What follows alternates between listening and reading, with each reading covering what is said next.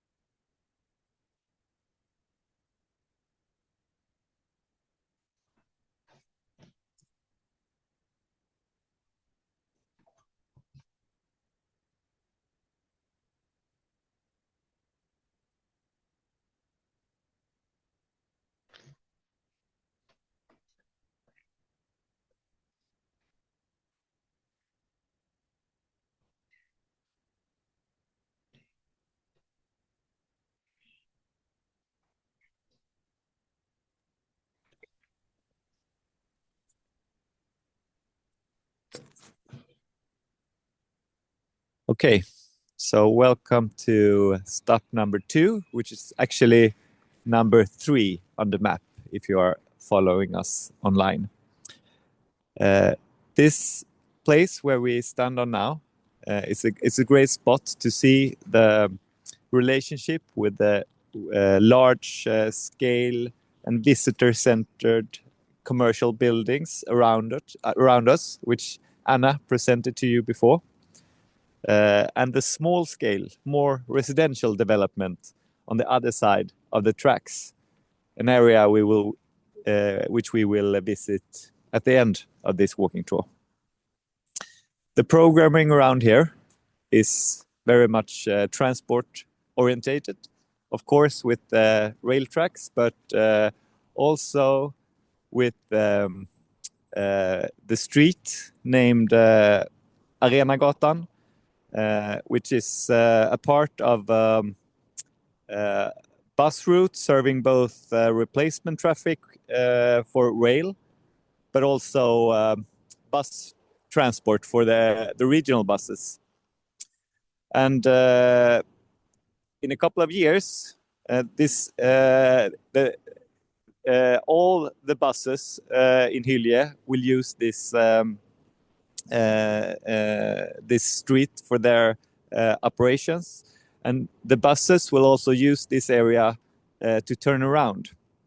And it's very important to acknowledge this in the competition, but of course everybody is welcome to see if there are any different solutions than the solutions that are presented today. But it's important that these functions remain.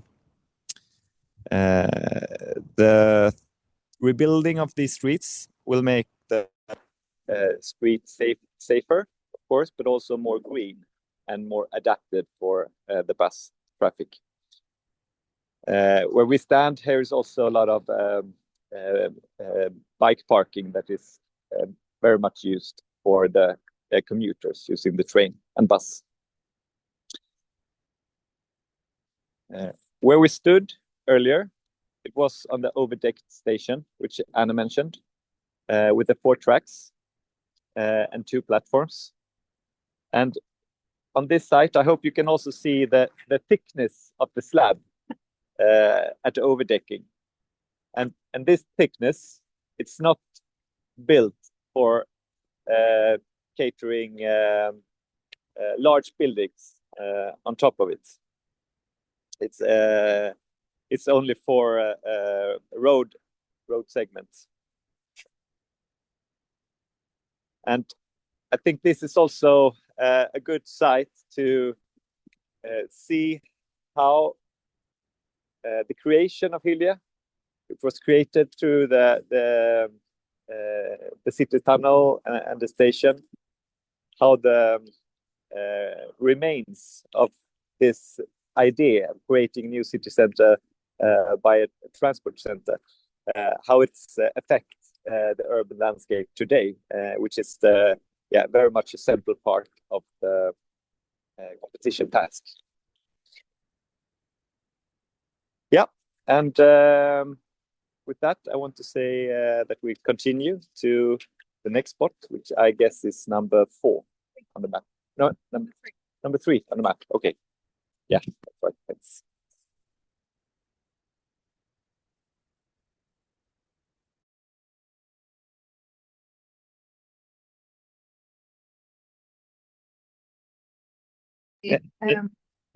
I can actually add one thing as we're looking over the railway and the station here.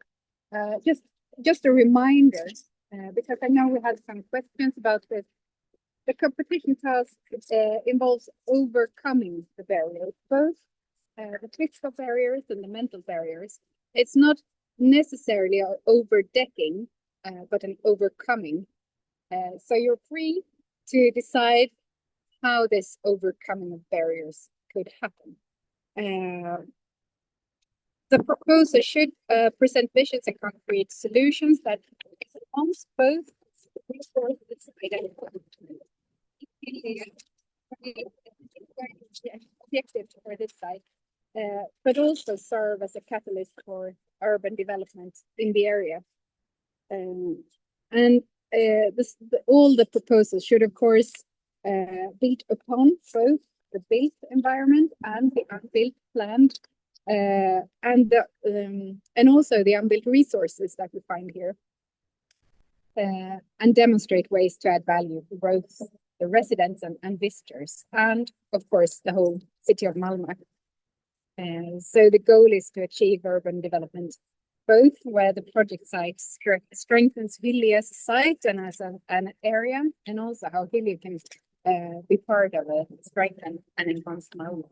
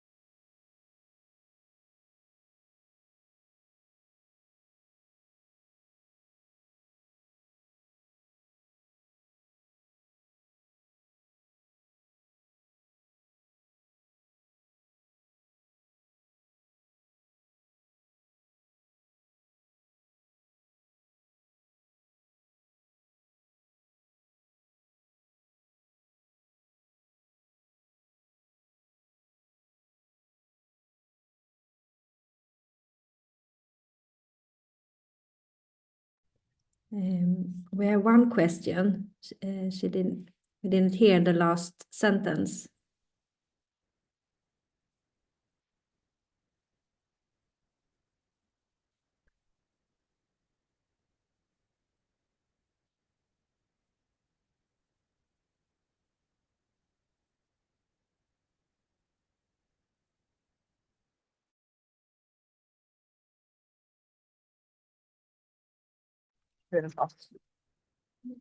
So I heard you missed out on the last sentence. And Yes, what was that? we have a question. Sorry, I lost your voice for a moment. Did you say that the turning zone for buses should be preserved, or is it important to consider when designing?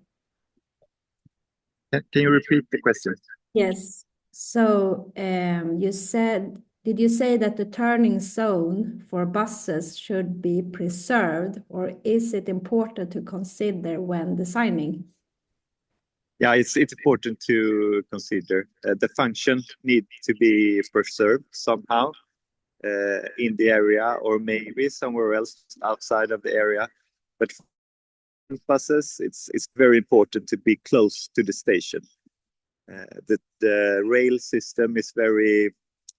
I mean, there is a lot of need for replacement buses since the bridge is close by, and when we have to repair something on the bridge, there will be a total closure, and then there are need for replacement buses. So that's why we can't place the replacement buses far away. So the function needs to be somewhere, and it needs to be considered in the design. It doesn't need to be exactly as it's planned today.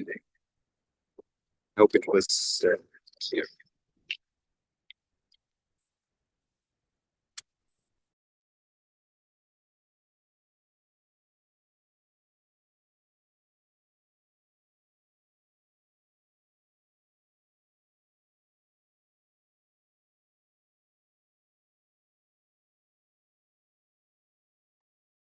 Thank you for clear answer.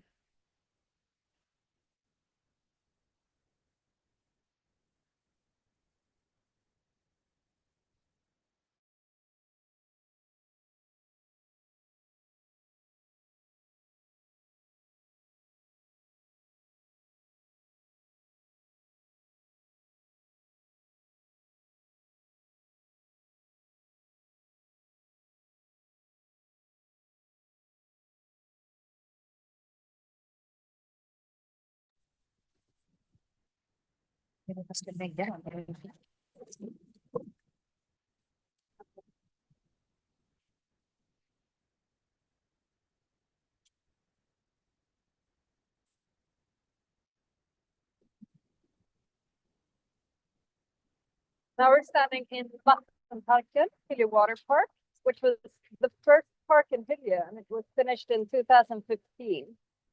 So this was the first park or public space that was available to the residents of Hyllie. And before it built and all the buildings here, this was farmland. But the water tower that you see in the background is actually from the 70s. So it used to be alone here on farmlands.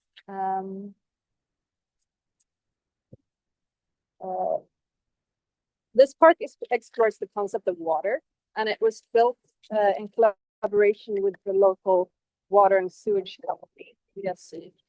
They also have this building here, which is an educational center where groups and children can come to learn about water, drinking water, stormwater, and also water in connection with climate.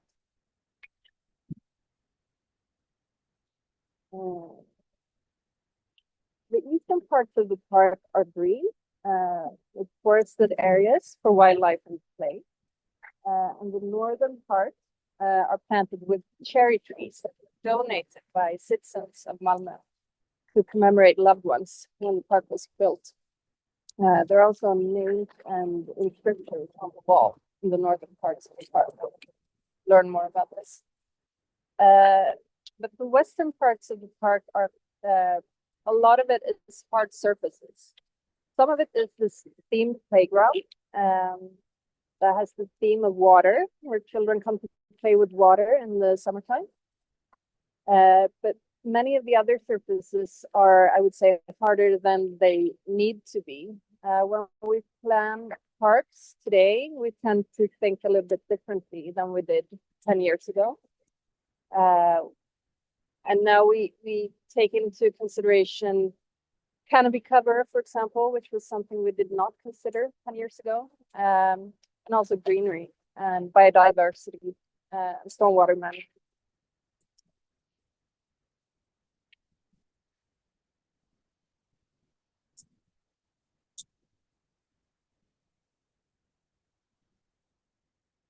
There's a small pond in the park over there, which collects some water from the park itself, but not from other areas of India.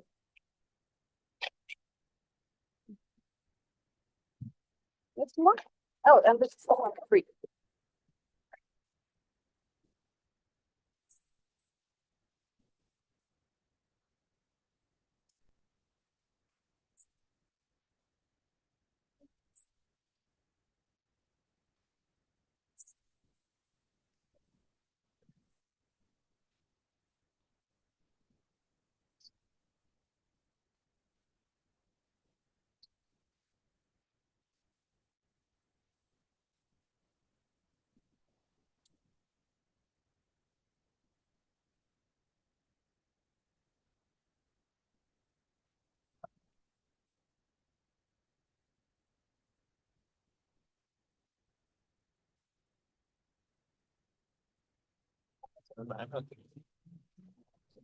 Jag kunde se det innan, men nu tycker jag inte.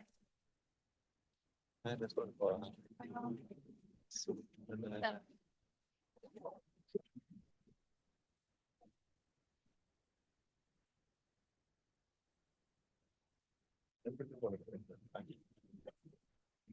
inte rätt. Just det. Jag försökte. Blev nervös.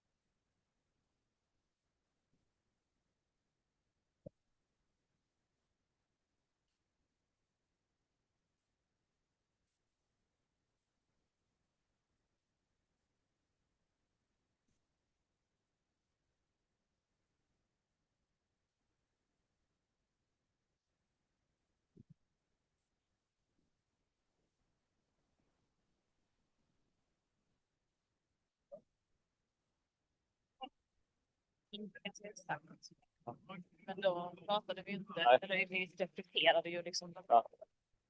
Jag tror ändå de hade det. Ja, jag tycker det också. Det måste räcka.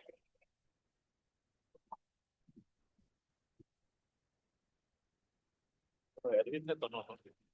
Ja. Det är redan gått 25. Ja. Det är sant. Så lite tid. Vad sa du?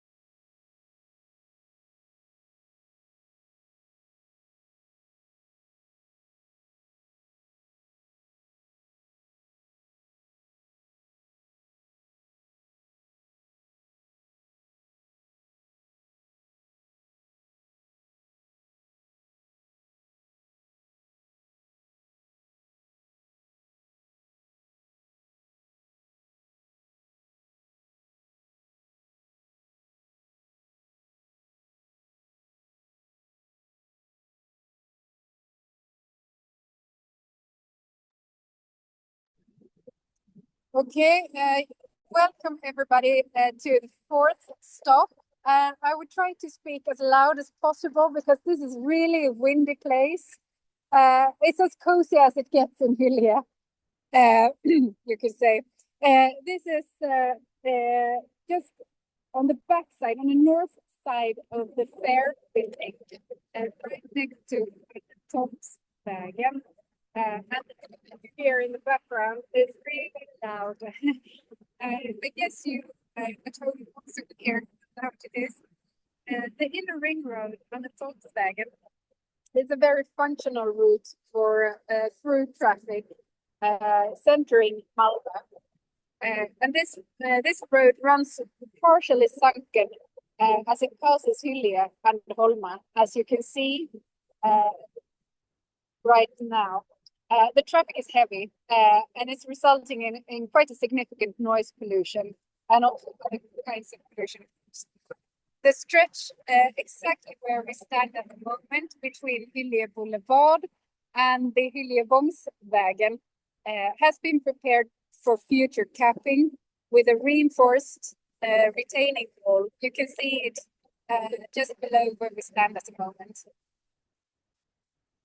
South of Anna Tomsvägen, here is the fair building, the convention center, and it was built in 2012 as a big public commercial site. On the other side of the road from where we stand, just north of it, is an area known as Hyllie Äng, or in English, Hyllie Meadow.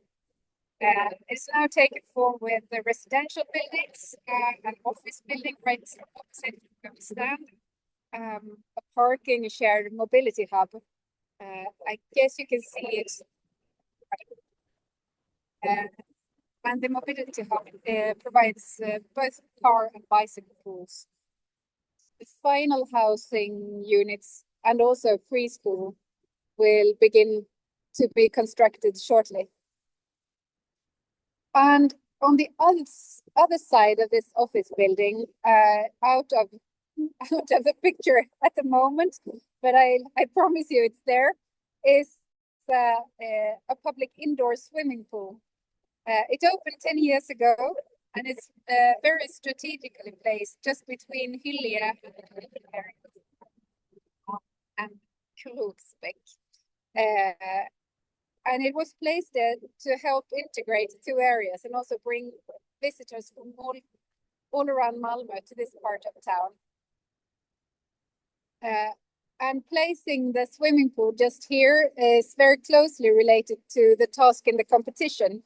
How can we reduce the perceived distances between Hyllie and the surrounding districts, both of Holma in the northeast, Kroksbäck in the northwest, and Lindeborg located east of the competition site, to create a more inclusive and socially sustainable Malmö.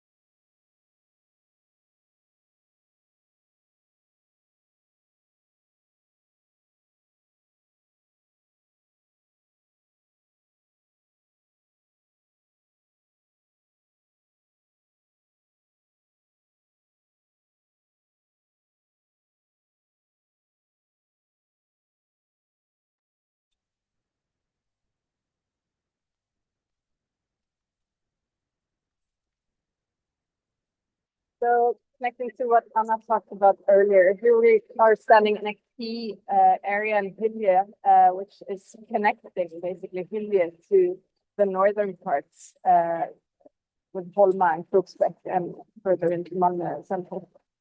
And here we are currently building a park called Mässparken, or Park of the Fair. And it will be finished in about 2 years' time. For a long time, this whole area used to be a temporary parking lot, which also housed a small pond that collected water from the nearby area. The pond will be kept and expanded to house larger bodies of water in case of a future cloudburst event. As a result, the whole southern part of the park will be sunken.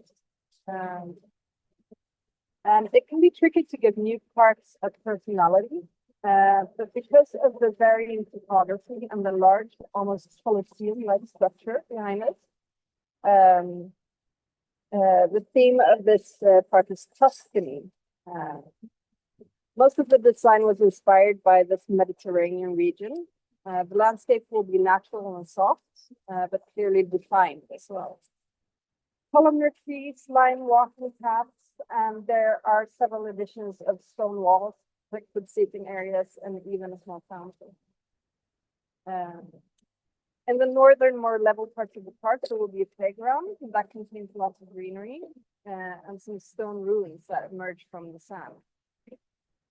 The residential houses that are being built in this area later are special because they will offer more affordable housing opportunities than most other new residential buildings in Malmö.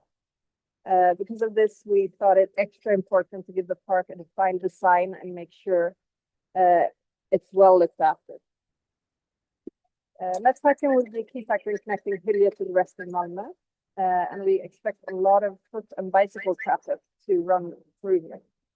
It will also be a green bridge between Vattenparken, which we visited before, and Hyllie-Rankan, which is a lot of times to the north.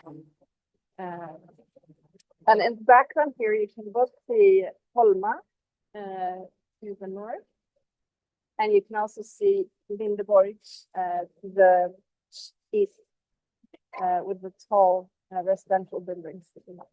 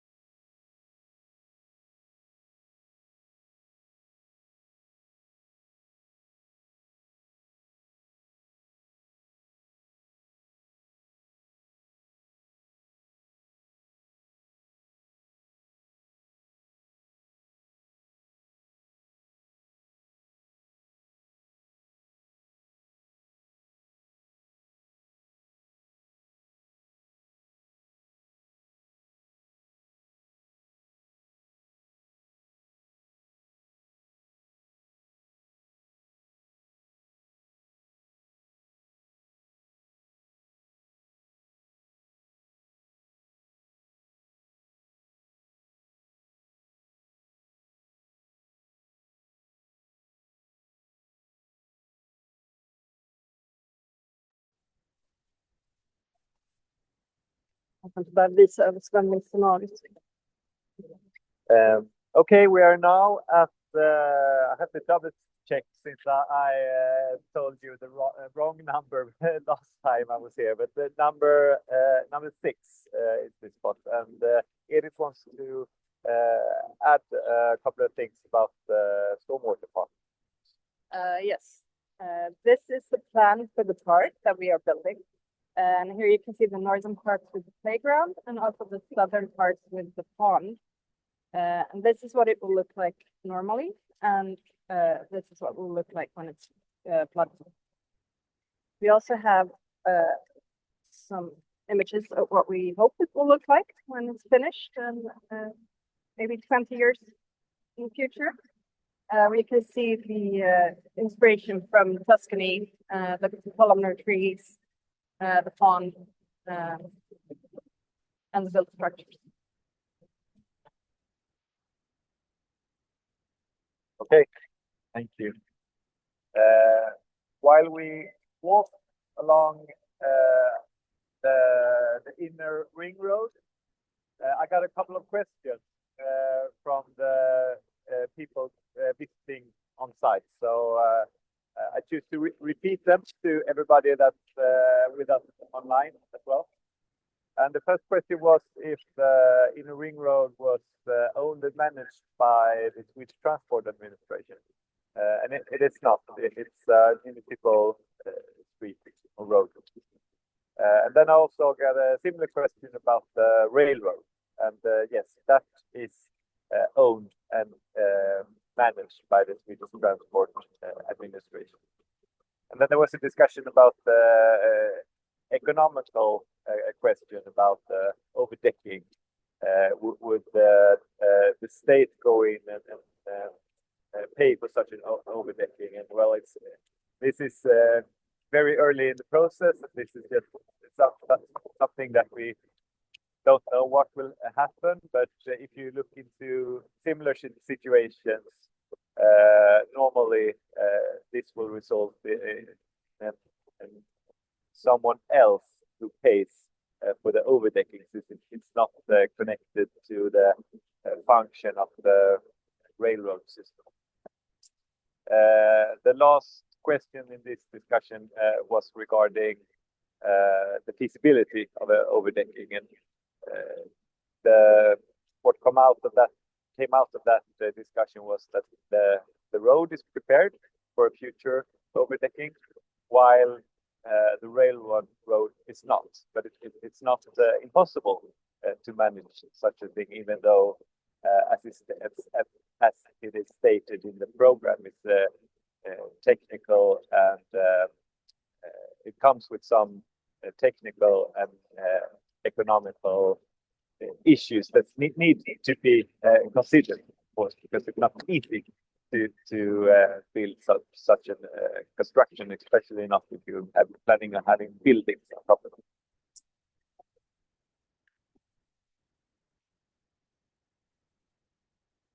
So where we are now, we have a very good sight line to the north. You see the residential area of Holma, the hills, towards the city center of Malmö. And we're also on top of the Hyllie Water Park, which we passed before. And you can notice the height difference on this spot towards the water park. And as Edith also said before, the trees that surrounds this park was they were donated by locals when the park was built.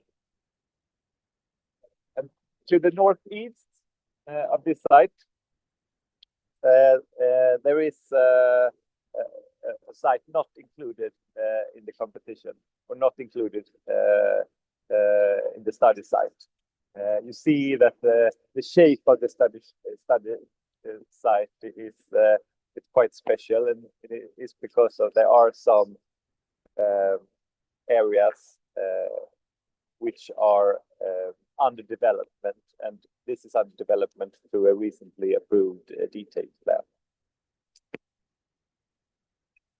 When we move on here, we will walk past a second existing connection over the tracks that is part of the study site. But because of wind and space issues, it's not so much space on the bridge. We will not make a stop here on this bridge. But a tip from us is that it's pretty good coverage on Google Maps for a closer view of the tunnel entrance of the city tunnel, and also on the other side to view Hyllie Station. And we will also want to emphasize that we do not expect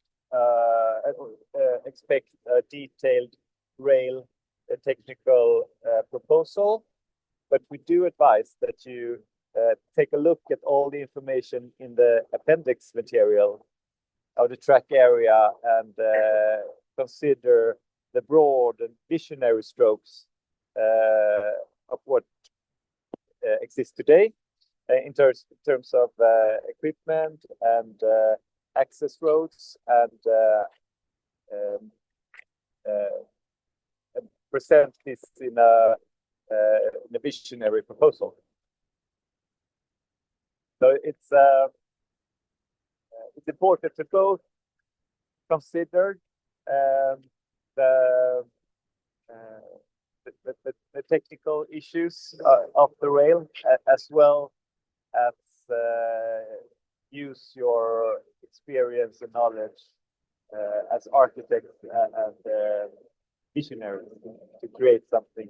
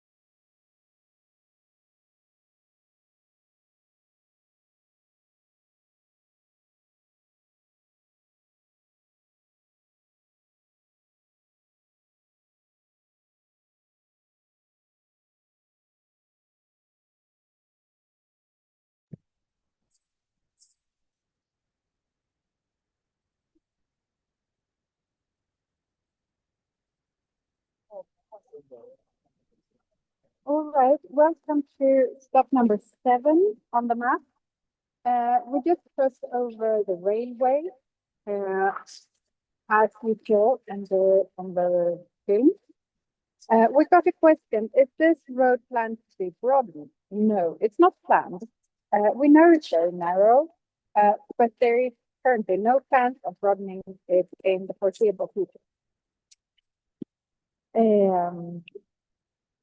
Yeah.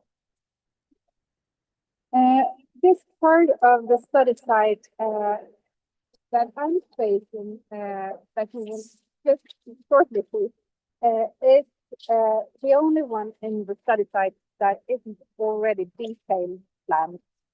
So this is, there is of course an idea containing mostly office buildings, but it is currently no detailed plan. This area is surrounded by some huge barriers. The inner road, the inner ring road on a Volkswagen, as you can see, or you cannot see it because it's sunken it's out of view. It's in the north, and to the east we have Pildammsvägen. It's also quite heavy traffic from time to time, leading from the city center and out towards Hyllie and further on to the landscape outside of Malmö. And in the east, no, of course, in the west we have the railway that we have passed over. In the design plan for Hyllie, it's suggested to mainly plant offices in this northeastern part and also commercial buildings. But it's very close to the railway station. It's just a few minutes. To the east of this site, we have Lindeholm, a residential area built in the 1970s, and also in some parts in the 1980s. And it's separated by Pildammsvägen, a busy main road that runs from the north south through Malmö. And the Pildammsvägen will soon be developed from an access road to main city street. And this is planned and will be started. And then we add pedestrian and cycle paths, more trees on both sides of the road. Lindeborg today is with the grade separated cycle and pedestrian path. One of them that you might see in the background underneath the road. Let's move on to the park.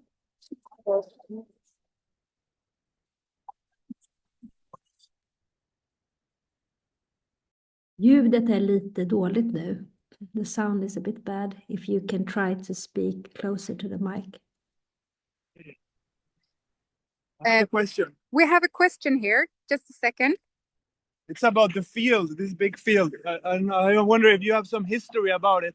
Like, what was it before? Because it looks like an agricultural field. And could you just develop around it? Why it's not it anymore? Was there a barn here close by or something? Yeah, it's a good question. It used to be farmland all around here. Just 20 years ago, there were farms all over this place and agricultural fields. And since the city tunnel and the railway opened, it hasn't been farmed since then, simply. Is that enough of an answer?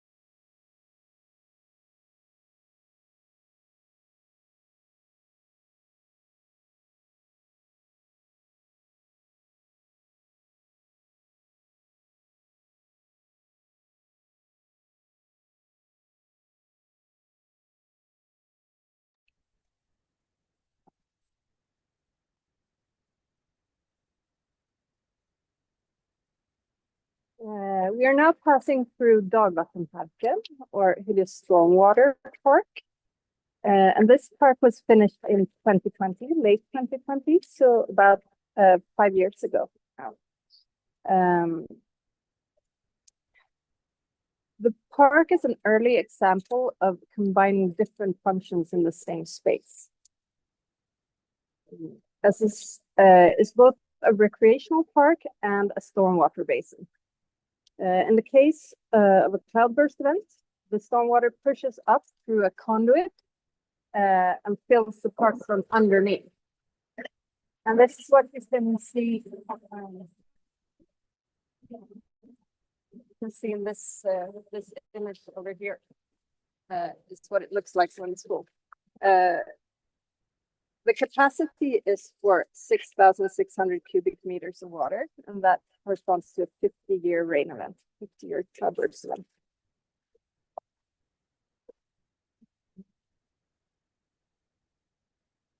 And as the pressure subsides, the water runs back into the conduit and the park empties.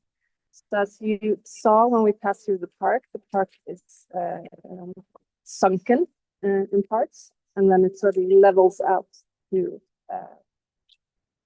on the side of the park, to the north, to the south. Apart from recreation and stormwater, the park also houses wildlife. The pond, which we passed earlier, is specially designed as a habitat for the common newt, which is Lysoptriton vulgaris in Latin. It's salamander in Swedish. They previously lived in a temporary water basin over there, which had to be filled in when we built the preschool. The design of the park mimics the urban layers of Hyllie in its upper parts. That is the bridge, the balcony, and these walls. But the lower parts of the park are, as a contrast, are green and soft, and meant to be public green park spaces where there weren't many and still aren't many of those kinds of spaces in Hyllie.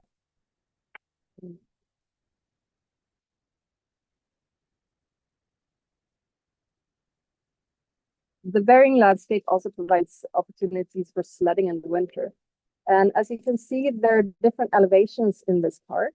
Right now, we're standing on one of the lowest parts connected to the railway. We're parallel to the tracks right now. And right here is the lowest part. There's a service road that runs next to the rails here. That's about 4 meters wide. Where maintenance vehicles and ambulances and fire trucks can reach the tracks in case they need to. But this also means that it's the lower elevation here next to the tracks. It makes an overbuild more challenging, I would say. If you're thinking about an overbuild here, it's worth noting.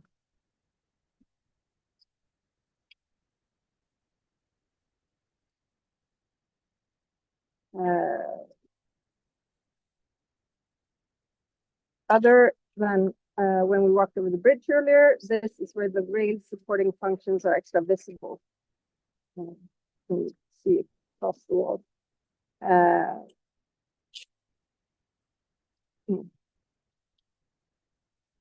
And on this side of the track, we have installed these noise barriers with windows. So you can look out over the trains, and also try to put up some information about the park and about this area. The houses around this park are also focused on solar energy, and there's a screen in the park that displays the amount of energy being produced, both by the buildings and also by the solar panels here in the park. I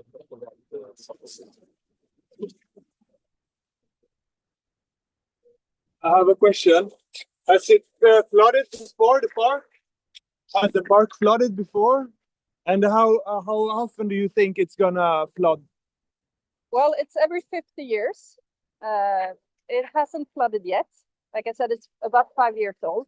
So there have been some heavy rains, but none big enough to fill the park with water.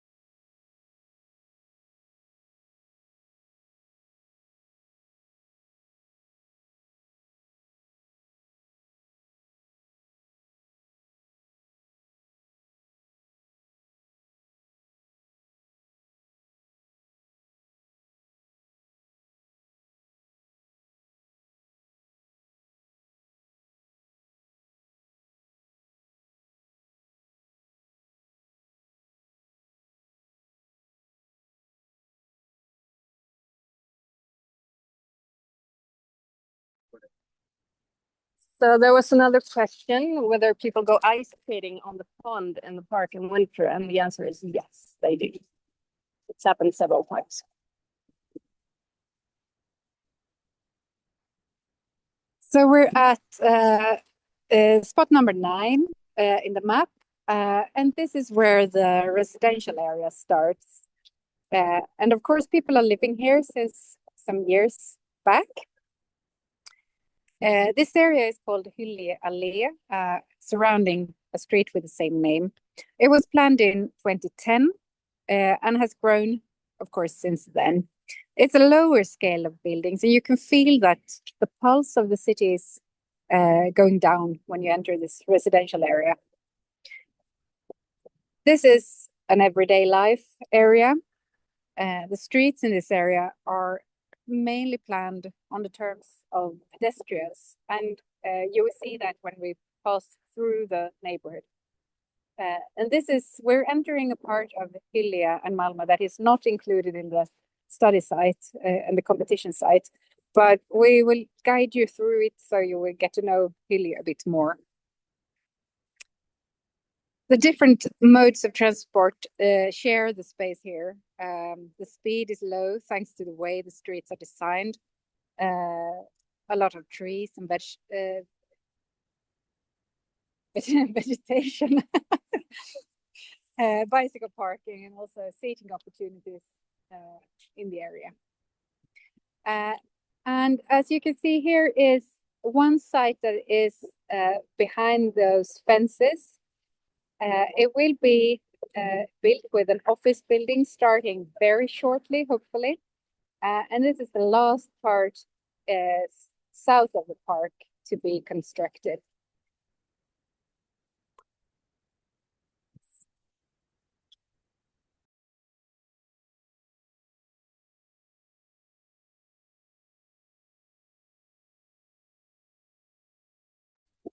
I got a question, how tall will the office building be? And I don't know. We will get back to you on this question. I have no idea. Do you? No, we don't know. I can't remember, sorry. Nope, we will get back to you.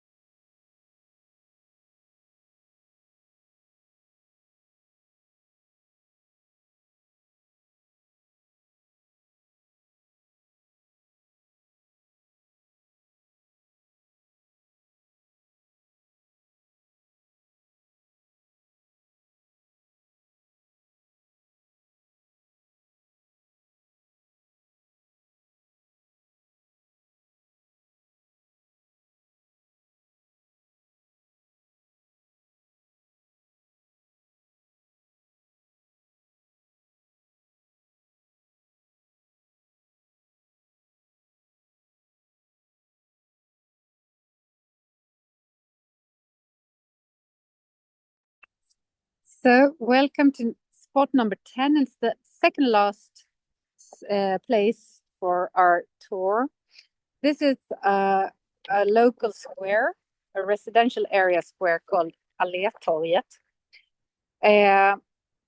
Next to me here is a very important symbol for this area. It's called Tygelsjöstigen, and it's a bicycle path running through Hyllie from the central parts of Malmö and out to the countryside.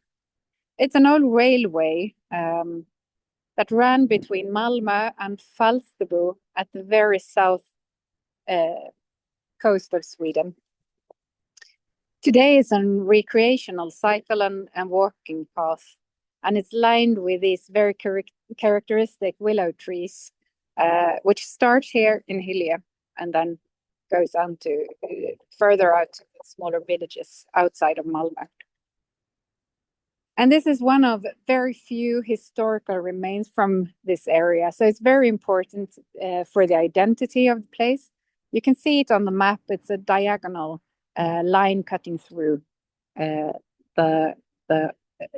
Hyllie. And it's very, very well appreciated by the residents here in Hyllie.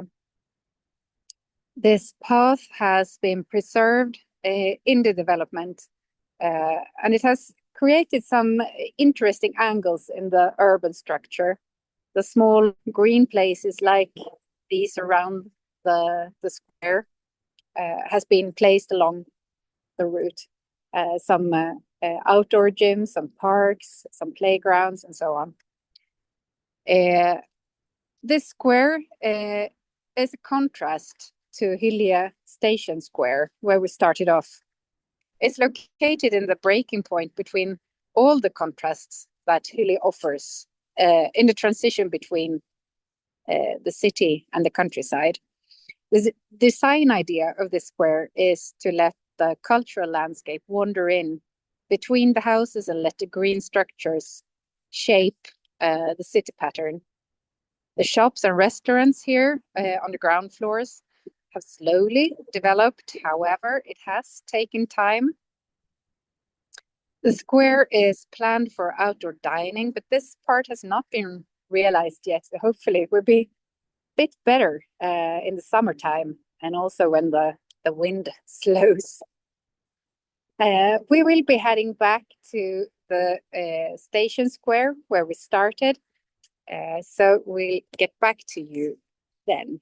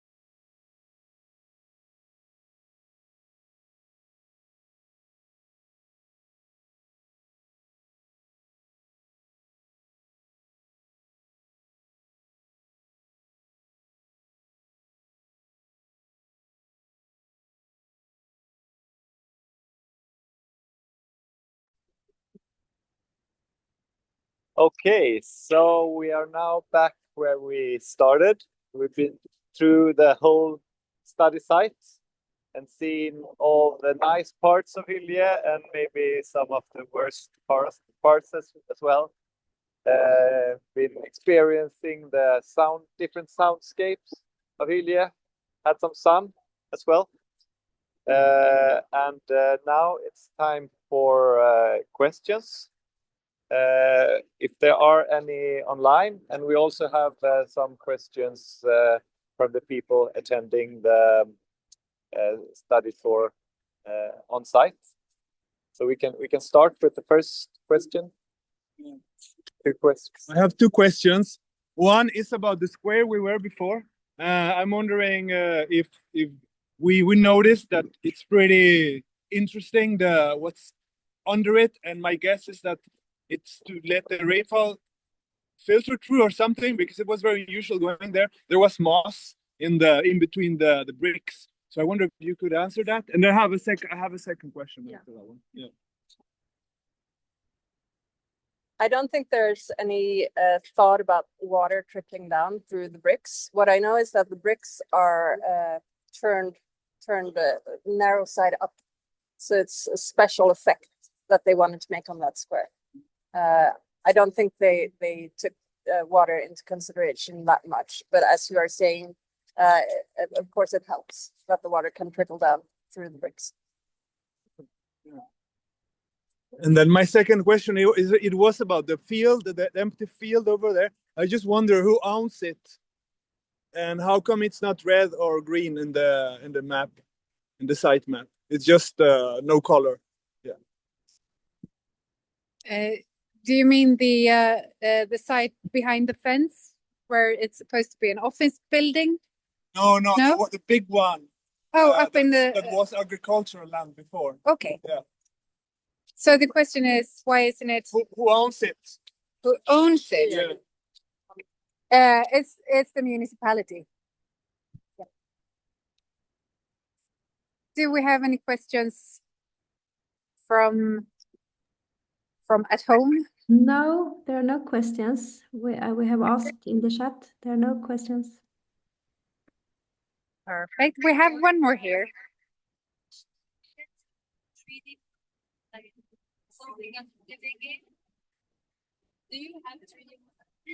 We cannot hear the question.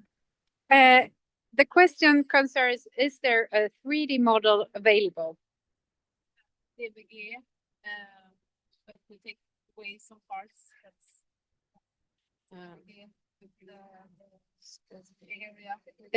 Sorry, would you repeat? We will have a DVG with the train track and some default level in the landscape. We can give it that. But you don't have like buildings, volumes. No, building heights. Fortunately not. Yes. Anything else we can answer? No. I can just comment on the 3D model.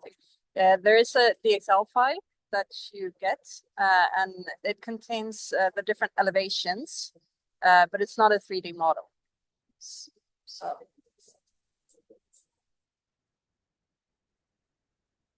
Okay. Then we're all set. Thank you for joining, both online and here on site. Yeah, thank you so much for a very informative and very good site visit.